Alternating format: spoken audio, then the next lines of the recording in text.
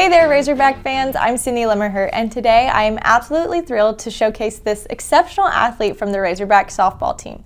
Meet Mallory Hardwick, whose remarkable skill and incredible talent shine both on and off the diamond. But before we dive into her stories, let's take a moment to give a shout out to our sponsor, the Everett Auto Group. They're the driving force behind Buick's See Her Greatness campaign, celebrating the achievements and empowerment of female athletes. With locations in Benton, Bryant, and Rogers, the Everett Auto Group is all about supporting women in sports, and we are so thankful to have them on board.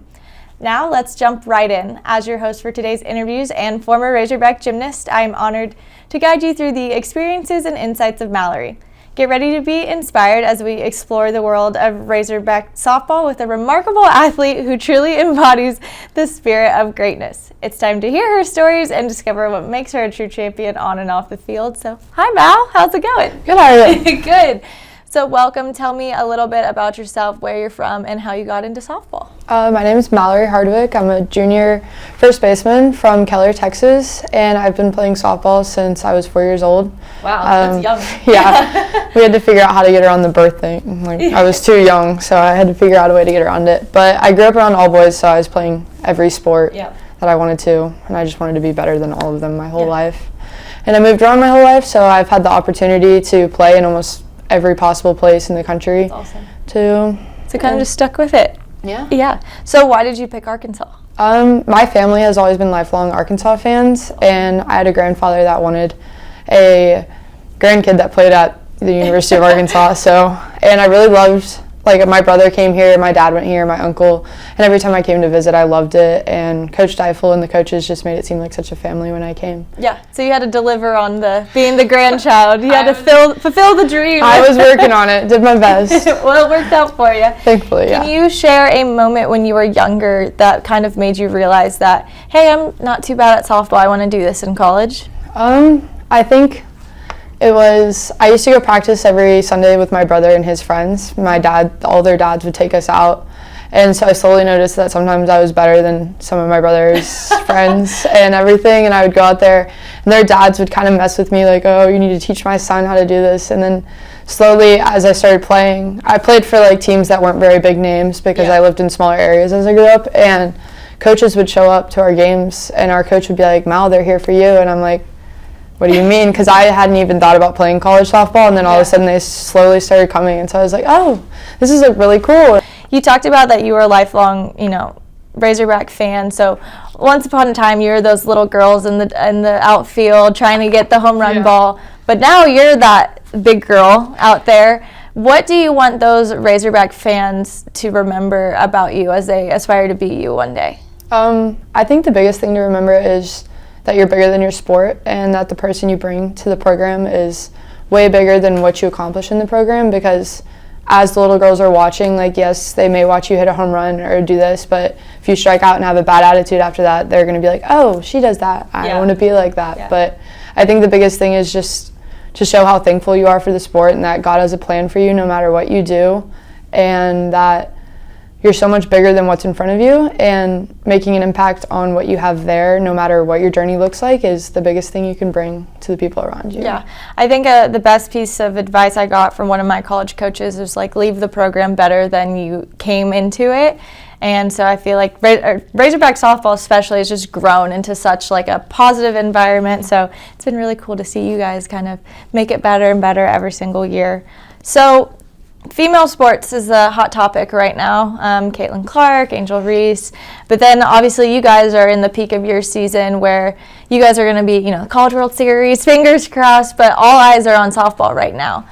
With that comes maybe some negativity. Mm-hmm. So how do you think that social media can kind of be used to bring more positivity to the world of softball? I think there's a lot of things that go unnoticed in women's sports, and so watching, whenever you hop on there, you'll see highlight reels of men's sports, but then sometimes you go out there, and I remember when I was younger, I watched, Coach Gibson now hit the home run cycle, and most people wouldn't know about that if social media wasn't there, and that's something that's so rare.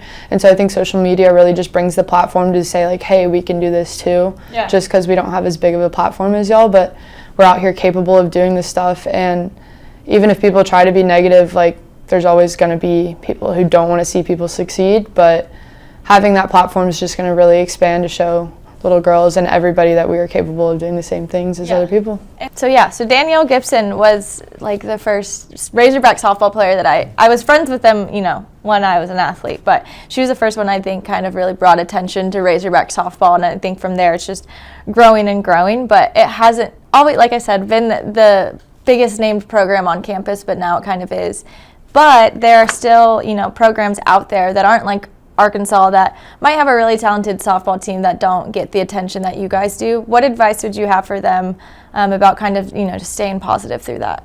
I think that I have a lot of friends that play at different programs that aren't acknowledged the way they should be, and I think it's just really cool that they always remember to find their love for the game and remember why they're playing it, and that just because maybe you're not getting the recognition now doesn't mean you never will, and that you just have to keep working, and someday hopefully it'll get to the place you want it to be. You gotta be patient. I mean, I remember the days of when gymnastics was as big as it is now. We were at the Union literally every Friday before we'd compete and like meet hair, handing out donuts and stickers to say, come to our meets. So I'm glad that y'all don't have to do that anymore, but it was a work in progress. Can you share a moment in your athletic career, whether it was a team accomplished thing or like an individual aspect, that you're like, I'm going to remember this for the rest of my life? I think winning the SEC championship my freshman year was just mind-blowing to me. Like, I never thought that I would be in that situation, and I think it was really cool just to be a part of, because like you said, the program didn't used to be as big, and I'm pretty sure the girls in front of us had won the prior year, and it was something really cool to watch them, how hard they had worked to build the program, and then watching them succeed and then move on to the super regionals, and it was just really cool, and I'll never forget it because they were ecstatic because they had worked so hard for it, and I was so excited for them. It was just something so cool to watch. Do you have any superstitions? I did in travel ball. I don't anymore as much. They kind of fell off, but when I was in travel ball, I had the same scrunchie, and I would wear the ugliest bun on top of my head. And my dad hated it, and I wore it. The helmets and everything? Wow. I would have to redo it after every bite. My dad was like, that is not a good look. Like, take that off. And I was like, no, if I don't wear this, I'm not going to play good. But since I've got here, not so much. Do you have anything, maybe not a superstition, but any sort of like mindset or thing you tell yourself when maybe, you know, you're at bat, the game's on the line, or maybe, you know, you messed up, you dropped a ball? Do you have anything you kind of tell yourself? Whenever I go up to bat, I'm always just it's as simple as putting the metal thing on the yellow thing. Like, that's what I tell myself. I like that. if you make this game too complex, it's already a sport of failure, then you're just going to keep bogging yourself down. So I'm just kind of out there, like, when I was little, I was out there playing this game to have fun. Like, it's still just a game, no matter how many people are watching, no matter what the situation is, no matter what happens. You're literally just playing a game where you're supposed to be having fun with your friends. So I just kind of just hang it out. Hey, no, that's good. Sometimes less is more. And it's so interesting for me, coming from a sport of perfection. You're not the first softball player that said, you know, it's a sport of failure. Like, you go up there more times than not, you're probably not hitting the ball. You're probably, you know, not making the catch or whatever. Like that, I don't know, that's just crazy to me. Who was the first female athlete that you remember looking up to? I grew up playing soccer, so it was Mia Hamm, actually. I had Great her answer. I had her book. I had everything. I was obsessed with her. I wanted to be just like her. I've read that book probably every night before I went to bed. Okay, last question. How would you address, or not so much address, any haters that your team or sport might have, and bring a more positive spin to your sport?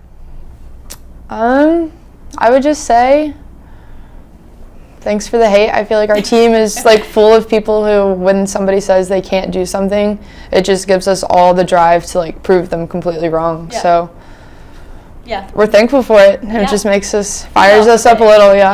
I was the same way. Like, hate on me, I'm just gonna do one more thing. Awesome. Well, thanks, Mal. This was awesome. Thank you so much. Of course. That is a wrap for today's episode. I want to extend a massive thank you to the phenomenal Mallory for joining us today. Your stories are the heart and soul of our podcast, and your greatness truly shines through with every word. I also want to express my gratitude to the Everett Auto Group for continuing to promote the See Her Greatness campaign. With locations in Benton, Bryant, and Rogers, they're not just in the business of selling cars, they're champions of celebrating female excellence in sports.